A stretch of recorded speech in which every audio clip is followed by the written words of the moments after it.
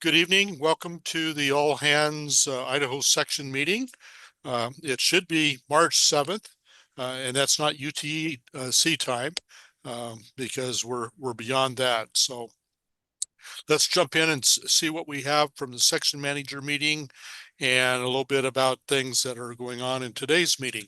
The section manager meeting is the meeting that Dan attends. That's with all the section managers nationwide. And this goes back, it always lags from the previous meeting, usually the end of the month before. The meeting contents was about the Dream Station membership. The section bulk email is returning, and what that is, that's what Dan and I were talking about, is that the section manager has the ability to send a bulk email out to everybody that's in this section.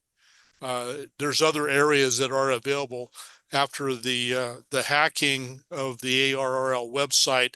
That was one of the functions that did not immediately come back, and it's back now in kind of a test state while they're making sure that it's going to work the way that it should. And then you should be able to start seeing other communications directly from Dan. But in the meantime, we kind of went through and we have our own means. It's always good to have a plan B and C, and we certainly have that in the Idaho section. The majority of that meeting, though, was our CEO of ARRL, David Minster, and it was a Q&A section for the section managers to ask questions of the CEO about things such as, when is the section bulk email going to return? That was one of the questions that was on there, but it can go all the way from the operations of the meetings, strictly the field services of which the section manager is a part of, to internal workings within ARRL.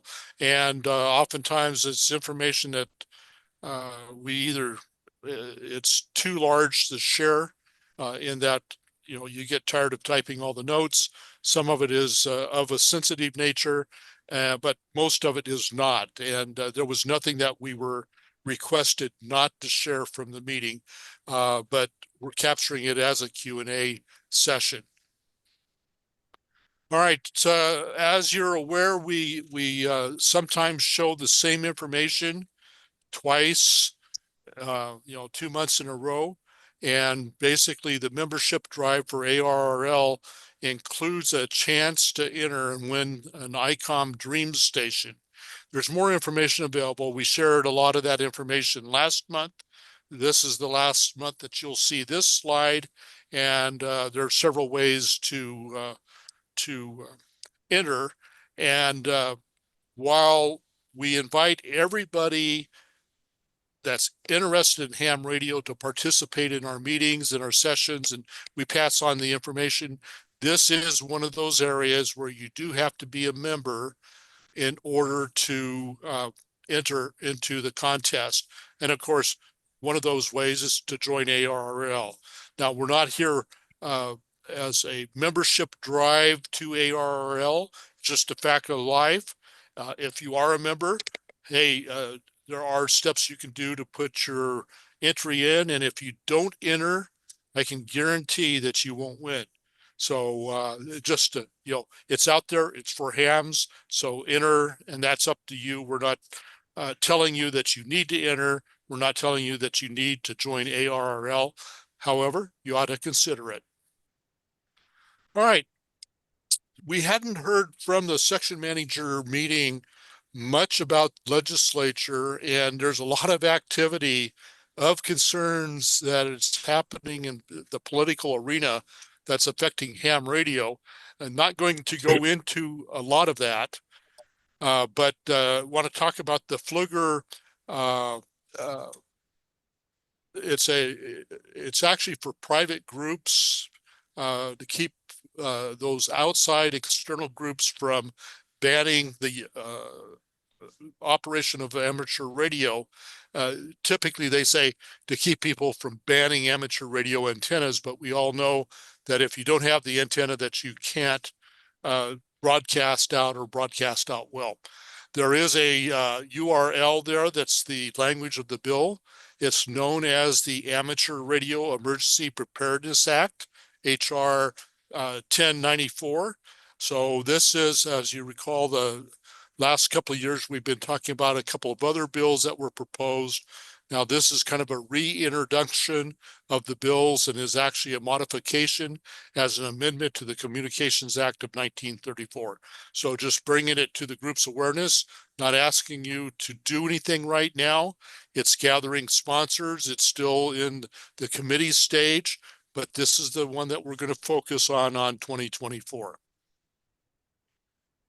This was actually relayed from Dan Marlar. It was not my experience, but capturing his experience. And as you're aware, within the last couple of years, we changed our license plate design for the amateur radio plates.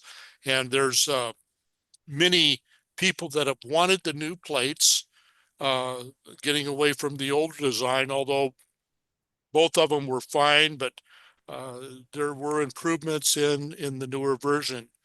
And for those that may not know, Idaho does have a mandatory license plate replacement that's once every 10 years.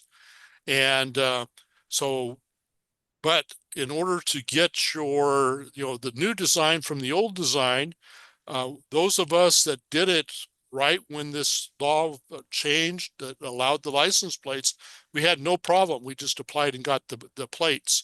And what Dan shared with us is that Idaho Transportation Department automated their online services, right? So they automated it and made it better. Well, no, they didn't really, because if you go online and try to get it, you can't get a replacement plate.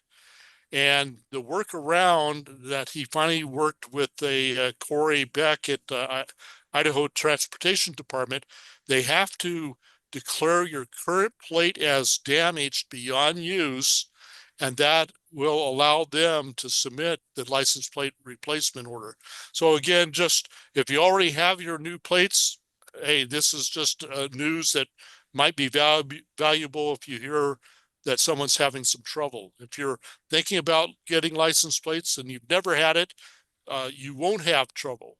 But if you have existing license plates and you want to change to the new design, if you don't follow this process, it'll never happen. So we're just trying to arm our members, which is all amateur radio operators, as to what the issue is, but they are available, and here's the workaround. All right, as Dan said, Don Gardner, W7PJ, is our Idaho Section Emergency Coordinator. He's traveling today. He's been teaching some classes, so he is in his car somewhere. On a good day, he doesn't have the best of internet signal, but he definitely doesn't have it as he's driving. So things like in 10 minutes or less, we'll return in April. And I did include last month's training was the PACE planning, or an alternate communications that he presented to us. But he attended our planning meeting. He was very clear that he wanted to be here, and Rob will have something in his place. But when we met on Monday, we didn't have that all firmed up, and now we do. All right. This was an interesting thing, and I'm going to use this only to say that there are agencies of the U.S. government. If you've been watching the news, you know that they've been firing people, laying people off, that things have been interrupted. And this was just something that came to me in the role of my emergency, or my job, my day job as an emergency manager for a private business, about the National Weather Service and the type of impact. Now, I'm not commenting on that there is impact out there, negative or positive, not getting into the political arena. I just want you to know that it is impacting us.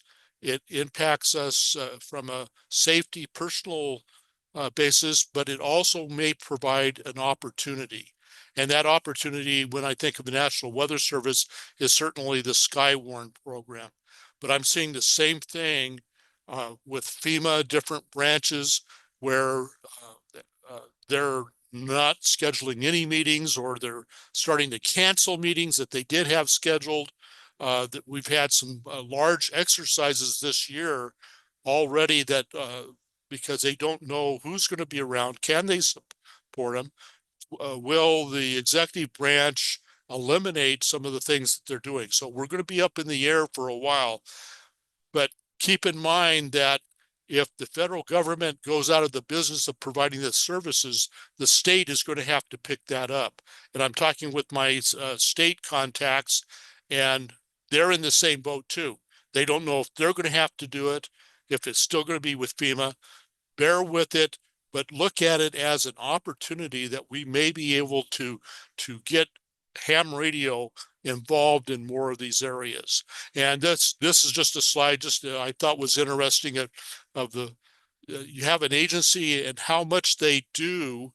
If you think what they did 20 years ago versus what they've done recently in the area of weather prediction, warnings that go out and stuff like that, they've gotten much, much better. And why would you take a department like that? Now, in National Weather Service case, they laid off just about 1,000 people. But, we've heard examples where they're picking the wrong people to get rid of. They got rid of one group that was watching all the nuclear weapons and stuff like that and had to call them back. So again, bear with it. It's out there. If you're not aware of it, I would have to say you've probably been on the ham radio too much and not listening to the local news. All right, enough on that one. As usual, where there's been a lot of change in government, especially the federal government, there hasn't been much change at all in the section. We are here. We're committed to working on behalf of all amateur radio operators in the section, whether you are ARRL members or not. And of course, all of us are also ham radio operators. So hopefully you look at that as a positive thing.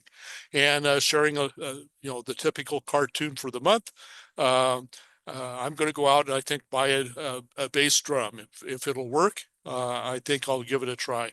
And then in closing, real quick, just hopefully you're continuing on with your sessions that, federal agencies haven't come out so far to any of the local clubs or groups and fired any of us. We're still here. The clubs are still here, and we're still moving along with ham radio.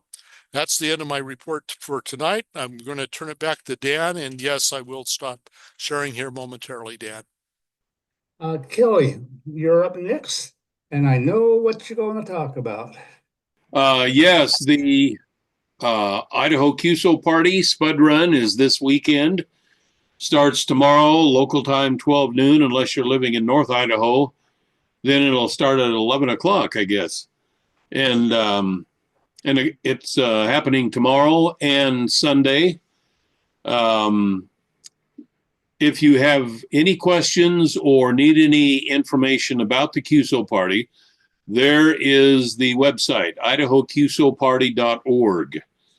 And any questions you might have will be answered there. And if you have any questions that aren't, there's an email address on there that you can get a hold of me, and I'll try to do my best in answering. We have 4 special event stations again this year. K7S, that'll be us, and Twin Falls. But, we do have a couple of operators outside of the area to kind of pick up the load. So it's not just going to be Twin Falls. One of our operators will be in Gooding County, which is kind of a sought-after county from out-of-state hams. And I think another one is going to be up in the Treasure Valley area. So K7P is in Pocatello, K7U in the Treasure Valley, K7D up in the Sandpoint area, up in North Idaho. 100 points for working each of the special event stations. But if you work all 4, then that's a clean sweep, and you get 500 bonus points instead of just 400. So let's see. And then everybody who participates and sends in a log, and there's information on the website where you can send the log. It's a website online that you submit it, and it goes through and calculates some stuff. It'll kick out a result log, and then Jim, KK7A in Boise, will take that log.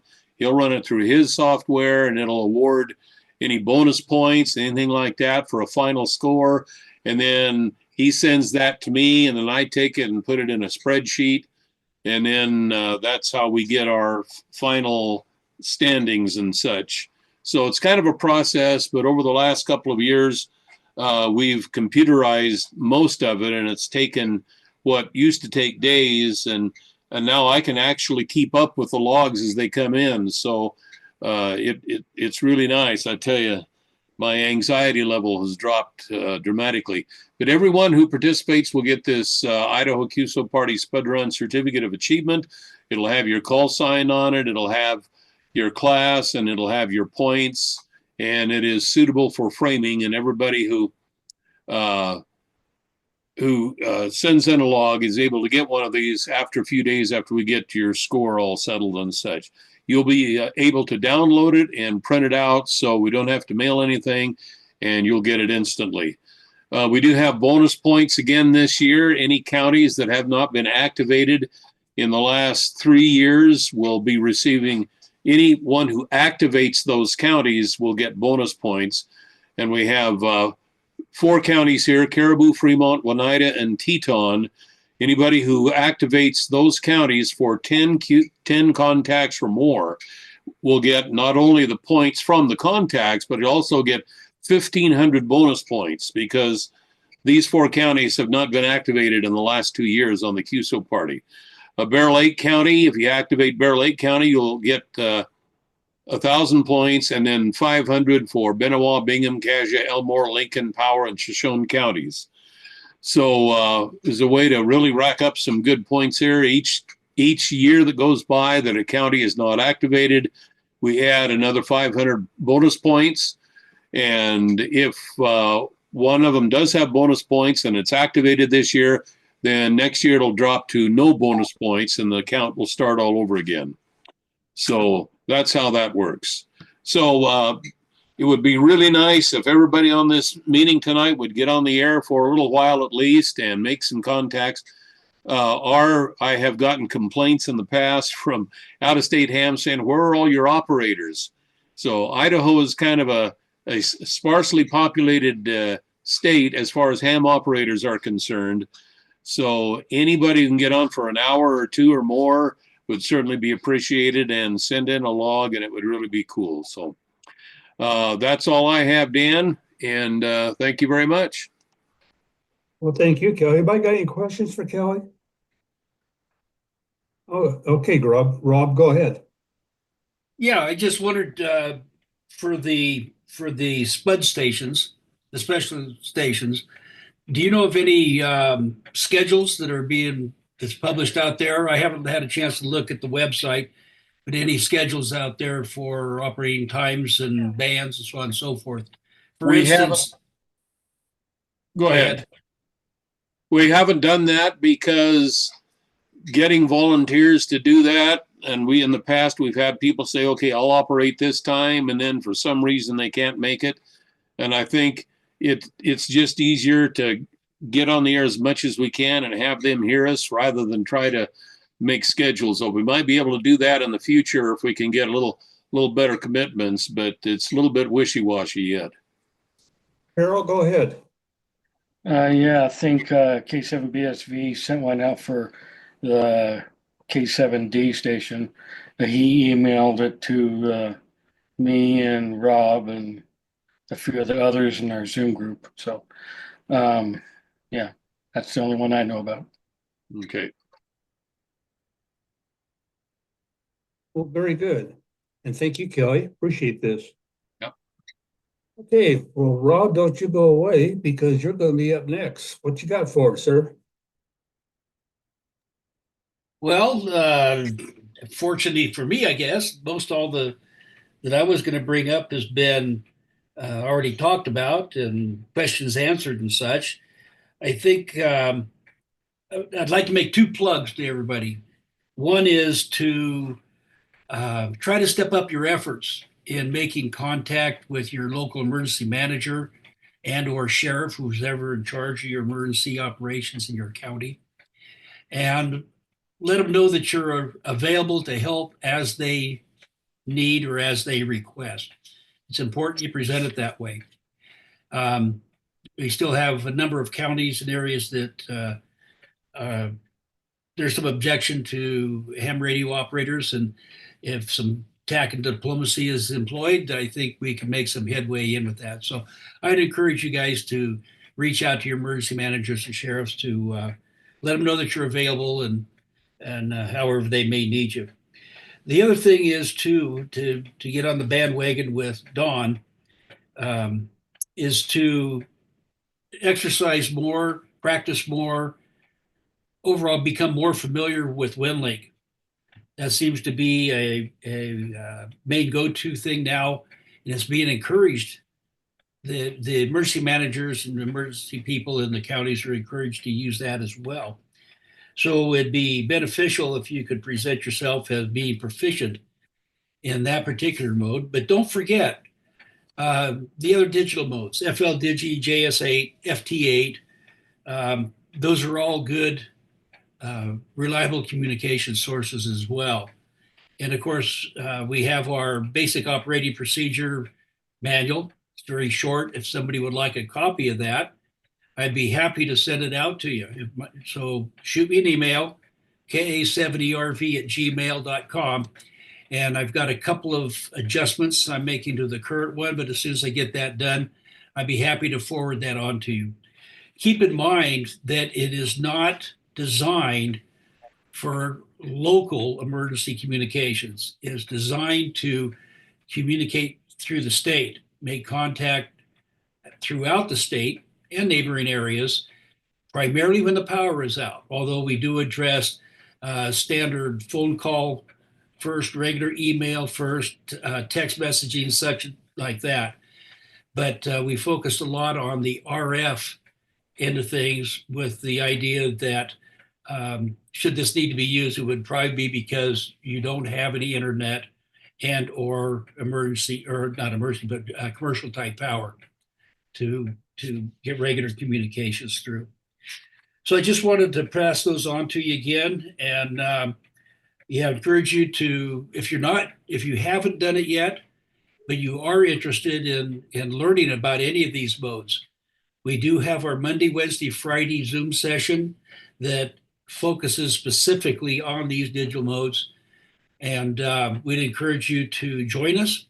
We can take you from downloading the programs, to really becoming quite proficient in both HF, and we've got some proficiency now in VHF, FM type stuff.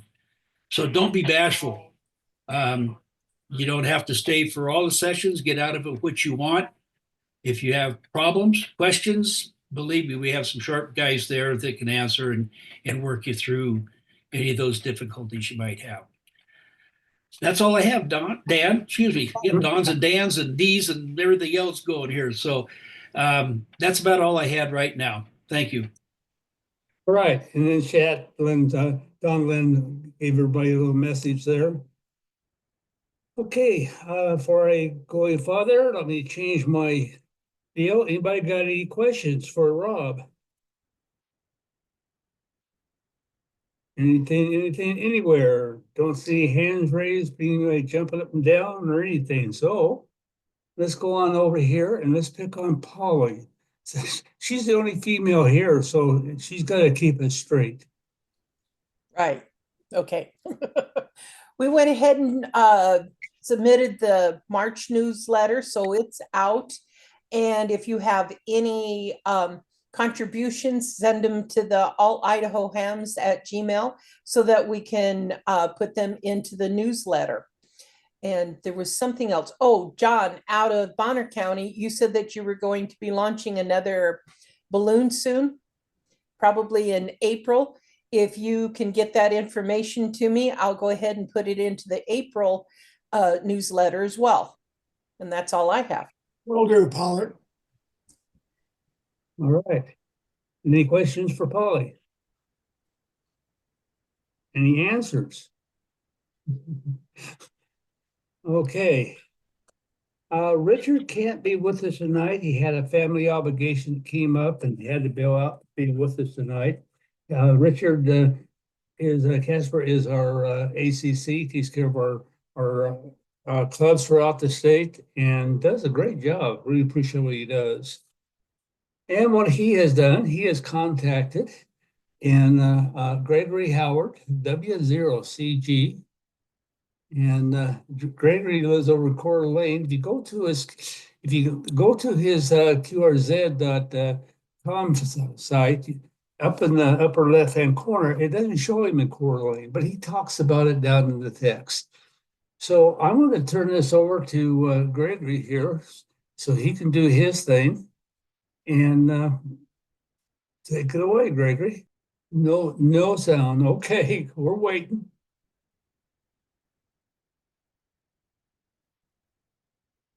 Gregory's got a real good presentation if he gets his thing to work. He wants to talk about a youth group that travels to Congo, if I pronounce that right, to contests. It's a very interesting subject. I've listened to part of his stuff before. He's good. So let's give him the chance here to unmute and do his stuff. Hey, Dan, Yes, go ahead. you want me to take up a couple of minutes here while he's working on that? Go for it. A couple of things that Rob said. We've had good relationships in Twin Falls County with Jerome County as far as the administration is concerned, but they haven't really wanted anything to do with us as far as law enforcement and anything like that. But I got a text message from the county commissioner there a couple of days ago, and he said they've hired a new emergency coordinator, and she was wanting contact information for our Aries Races guy. So that's, I think, is a really good sign for Twin Falls and Jerome counties to be working together. So I've got everybody hooked up there, I think. And then another thing, when you talk about emergency communications on 2-meter VHF or 2-meter FM and such, there's a group up in the Treasure Valley area that gets on every Saturday morning at 9 o'clock on 2-meter single sideband, 144.200. And I've been checking in with them about every Saturday now for the last few weeks. In the last week, I had a beacon going on 144.210 on CW, and I was running 2 watts with the beam pointed toward them, and they were picking it up very well. So just to, don't limit ourselves on VHF to just FM, because especially a lot of the rigs now are coming out, all mode rigs, all band rigs, have the 2-meter single sideband and CW capability. So anyways, just kind of something to think about in the future there for adding maybe VHF sideband to the mix for emergency communications. That's all I had. Okay. And Gregory, are you back with us here? Hey, Dan. Oh, yes. This is John Alport. Hey, just a quick comment relating to what Rob said. We've got the Idaho Aries net we run every Thursday morning and evening, both voice and digital. And also up here in Bonner County, we have a very good relationship with our emergency manager, and we're going to do a very comprehensive exercise in May. So it's going to be pretty exciting. We got Bonner County, Ponderay County, Washington, Panhandle Health, and a whole bunch of other folks involved in it. So it's going to be quite a lot of fun, and we should get a lot out of it. Yeah, keep us posted on that, and let's get the word out. Let us know so we can get the word out there. Sounds good. All righty. Well, let's go back to Gregory is now gone Okay, go ahead, Rob.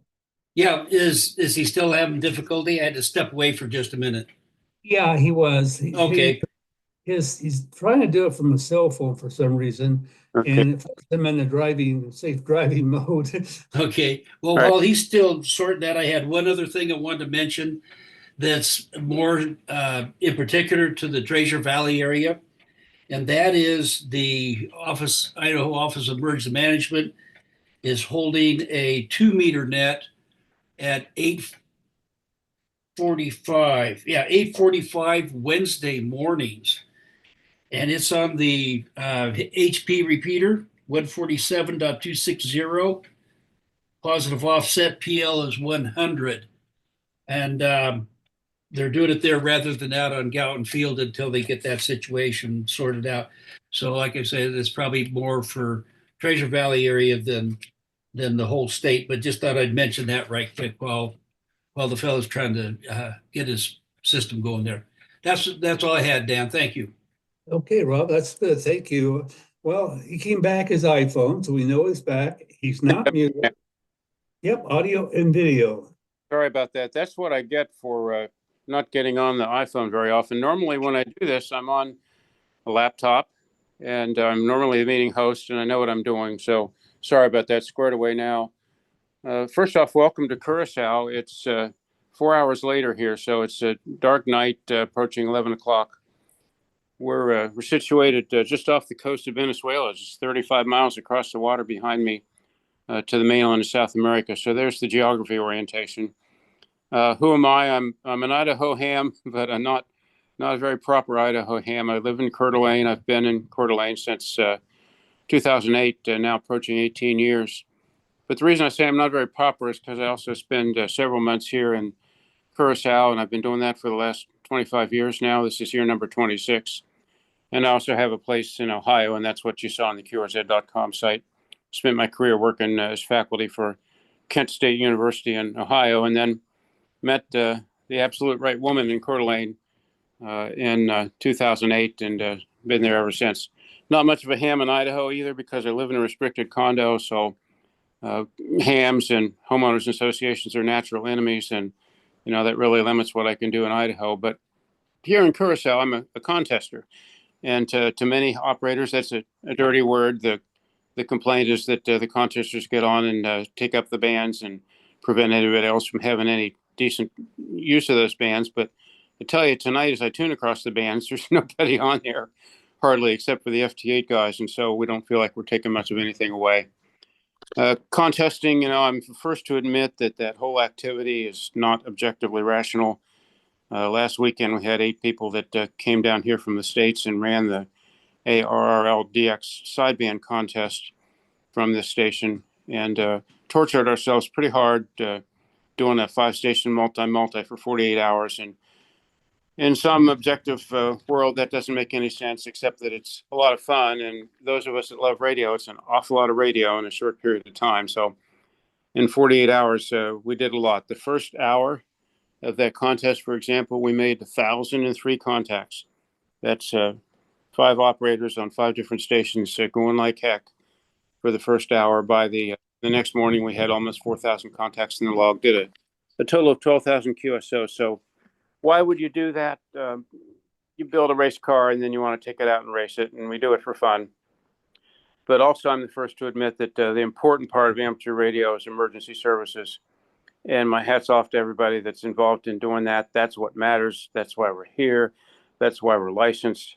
And this contesting is just a side niche in the world of ham radio. Call sign here is Papa Japan 2 Tango, PJ2T.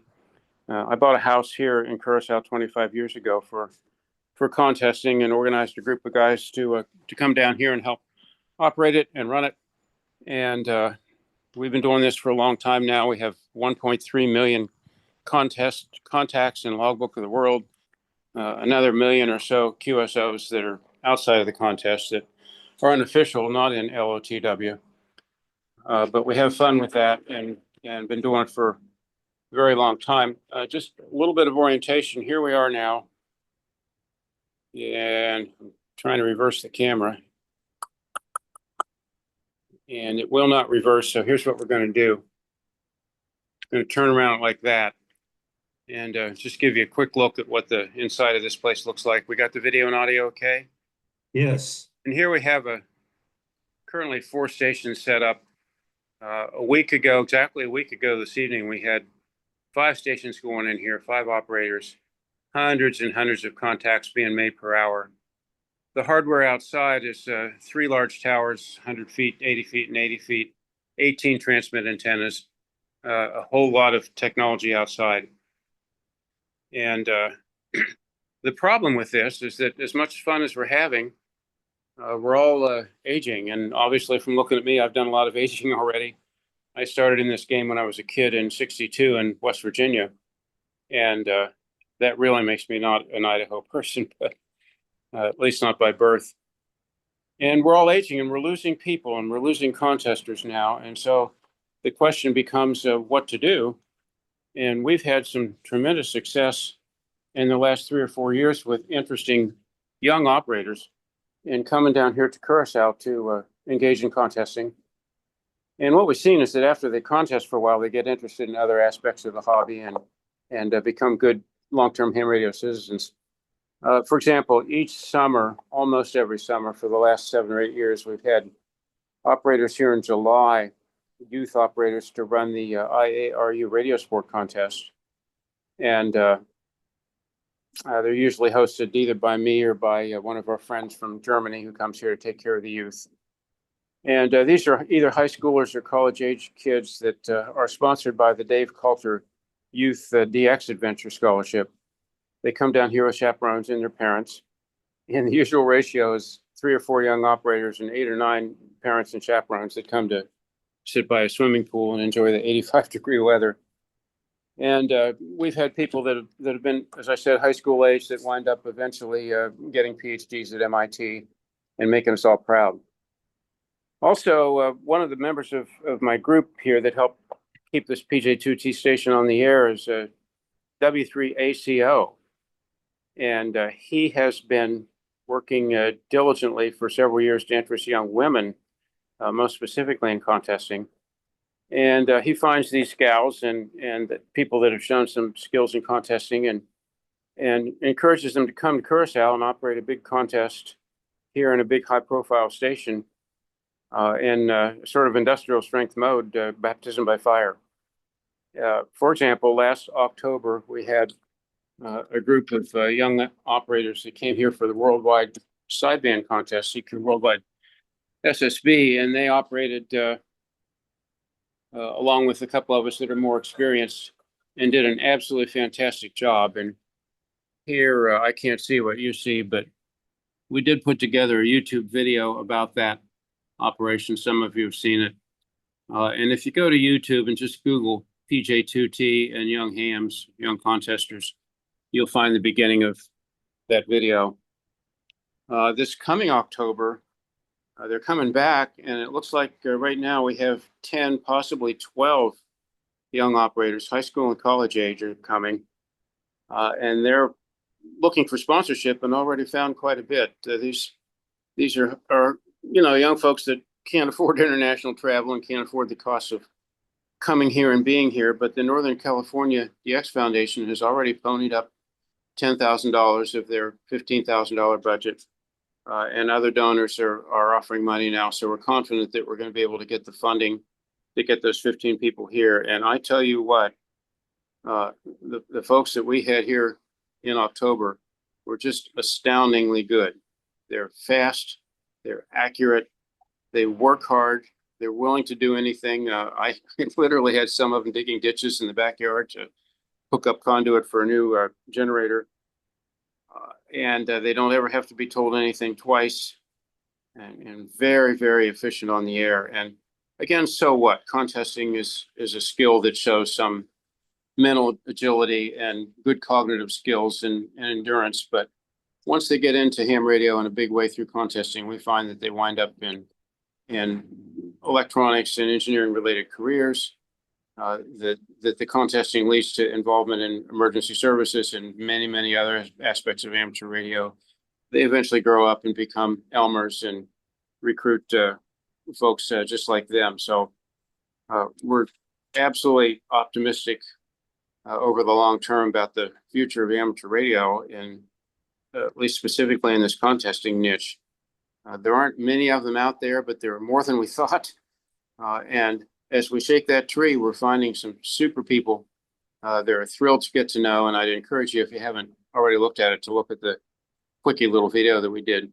I'm a novice YouTuber. I'm just beginning to learn how to produce videos. That one from last October's contest was only my second ever effort. But there will be some other videos coming out in the spring about other contest efforts here, where you'll be able to see what goes on in the shack and hear the audio on the radios during these runs, where we're doing 300 an hour per operator, and again, as many as over 1,000 in the first hour. So again, this is frustrating for me. Sorry, because I can't turn around the camera, and I do know how to use the iPhone, and I do know Zoom, but again, I'm used to the environment on the laptop. So once again, here's a quick scan around the station. And in fact, if anybody's close to radio, if you want to get on 20, you can probably work this right now. And then just a quick orientation outside. Again, I can't show you much because it's pitch dark, but this is the patio right outside the shack. Lots of lights on to bring it to life. Even the cat's gotten bored and left and found a place to sleep.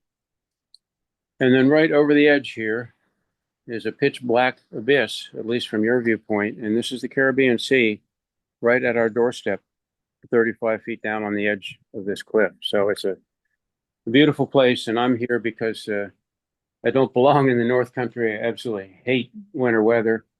And so I did everything that I could to try and get myself in a situation where I could retire to a warm place, and have managed to do that. It's 85 degrees here every day of the year.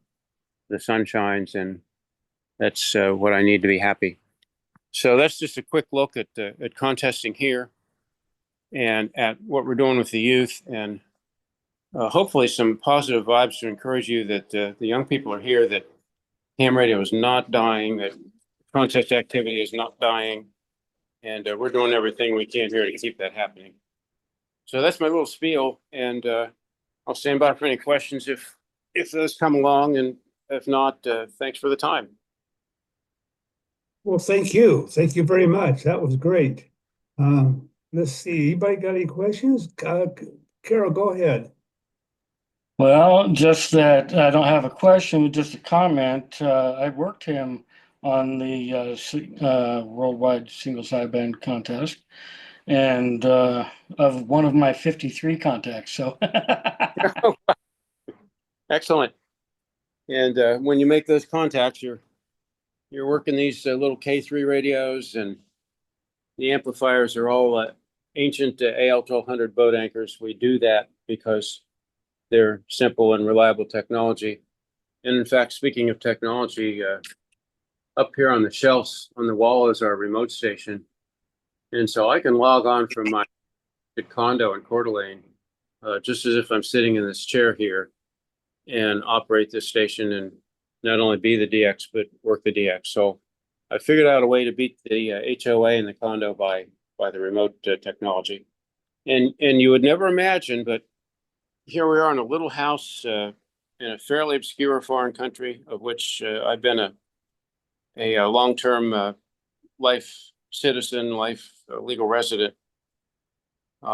This little house, 45 minutes from the nearest substantial grocery store, and yet we have fiber, a direct fiber drop to this house.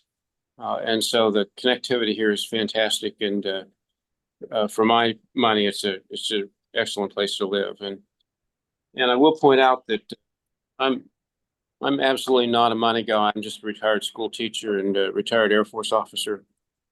We've been able to do this on a shoestring by putting about 25 people together, and we all throw a little bit of money in the hat, and I do most of the maintenance here, and we've been able to do a lot of operating for a very long period of time. Okay. I'm glad that you were able to hear me on my 100 watts in the wire. So there you go. Let's keep doing it. Yes, yes. Well, you're following the dream, you make them come true. Anybody else got any questions? I don't see anybody else here or got their hands up or jumping around. Well, Gregory, that was good. Appreciate your time and coming on and doing this. And gentlemen, pleasure to meet everybody, and I hope to see you in the Northern Panhandle one of these days. All right. Well, we'll be back here. We'll be here in Idaho waiting for you. All right. Okay. One more shot around. Anybody got any questions out here? Nope. Great presentation. Great meeting, everyone. Hope I haven't forgotten anybody or anything. Remember, if you got something, be sure to send anything you want all the air out here in Idaho to know about. Events coming up, questions, concerns, send an email to allidahohams@gmail.com. That's ALLIDAHOHAMS, one word, at gmail.com. We love to hear you get news about your clubs, what you're doing, what you're up to. Let's keep Polly busy. She's bored up there. All right, folks. With that in mind, Rob, go ahead. One other thing, I just wanted to let you know that I did respond to the question in the chat about the time. And in case you didn't see it, we usually have things rolling pretty good by 7 a.m. Mountain Time. A number of us are on by 6:30. So feel free to join anytime around there. And it kind of goes as long as need be. We've had some of them that gone for a couple hours. And so we're just happy to help folks out with it. Thanks, Dan. Back to you. Thank you very much. Thanks to everybody. Because of all of you, we make this stuff happen. Okay, anybody else? Okay, Richard, you got your hand up there. Where were you with to? This is Richard Geiger. I'm usually from Anchorage, Alaska, but I'm moving out of state. I just had some comments about what is it called? WinLink. A lot of the Anchorage Ham Radio Club uses WinLink, and also the Fairbanks, and they use it extensively. So one thing, if you do get into WinLink, one issue is different agencies have different reporting requirements. So if you do tip your toe into WinLink and you do emergency management, you're going to run into form issues. So I just would like to let you know that you definitely need to, like different counties, and maybe we have boroughs, but counties or different state agencies have different usage requirements. So that's what we've run into in Alaska. Also, I just want to let you know, also, I guess the Anchorage Ham Radio Club's National Weather Services reached out for help since staffing cuts have happened in Anchorage and around the state of Alaska. So look forward to maybe more contacts from the National Weather Service for help for different events and different problems. So that's what I understand with the Anchorage Anchorage Ham Radio Club has been reached. And also, one of the things that you might do also, if you want to train young hams or get people involved, is the Anchorage Radio Club has a consulting arm to fund their radio, their club. And one of them is the Army and the Air Force. We have two bases in town. One's the Army and the Air Force, and it's called Joint JBEAR. But they're going backwards to going back to HF, high frequency radio, as a backup for military operations. And they've reached out to our club for training to help younger soldiers understand HF and how to use it. So one way to do that is if I don't know what Idaho has got as far as military bases, but they've had contests and they've needed training to train the young soldiers on how to use HF radio. So that's another way to reach out to and maybe service the military side of it. So I just wanted to let you know that that's another option. And the Anchorage Club has been doing that for the last several years, kind of going backwards. Everybody's excited about satellites, and then the problem with satellites is they can be shot down and other things. So they're going back to HF radio. So if you have the opportunity to reach out to the military bases in Idaho or beyond, you might be able to help train young hams as another option. So I just wanted to make those comments. Not a problem. Thank you very much. Let's put my video back on here. My dog was begging for me to take. Carol, go ahead. You got your hand up. Carol, you're muted.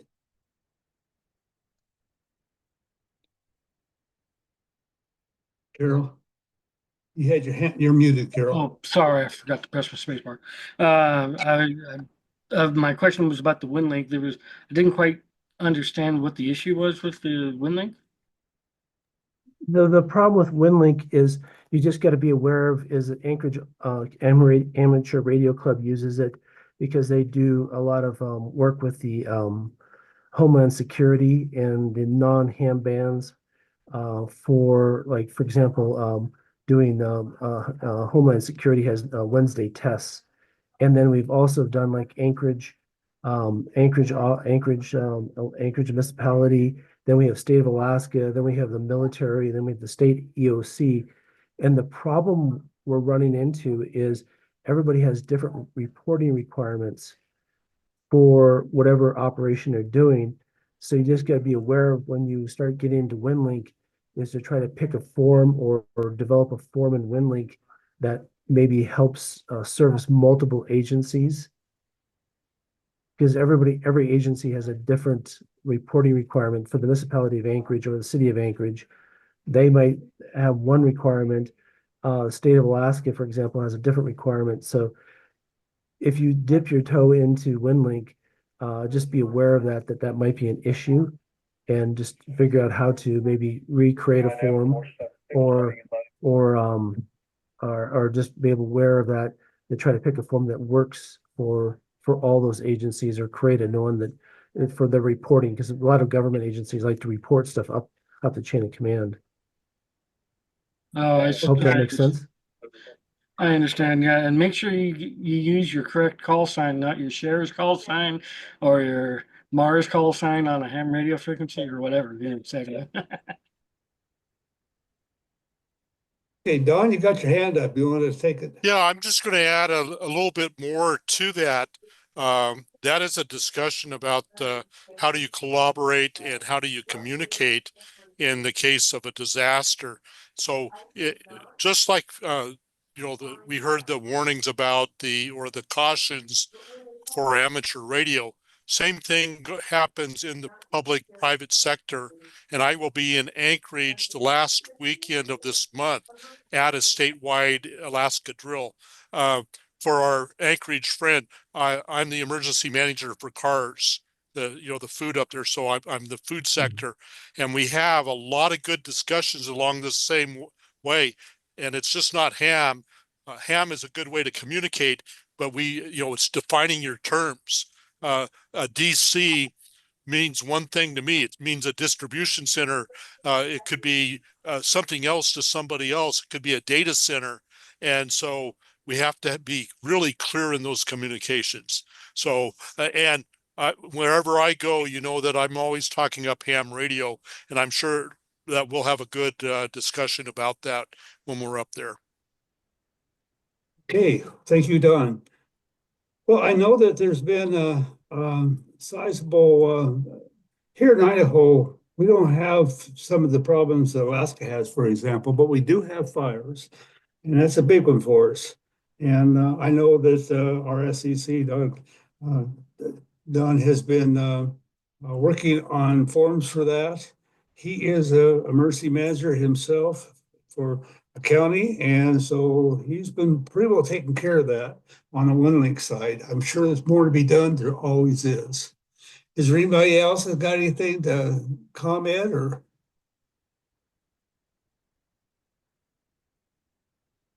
Okay, I don't.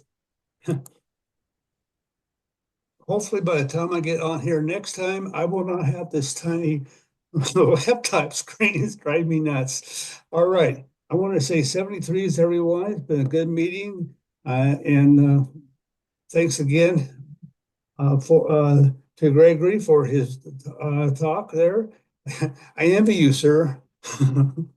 A lot of us do. Okay, with that in mind, I'm going to say 73s and pull the plug for everybody. look and have a good weekend contesting. Get out there and do it to make Kelly very proud for us. 73s.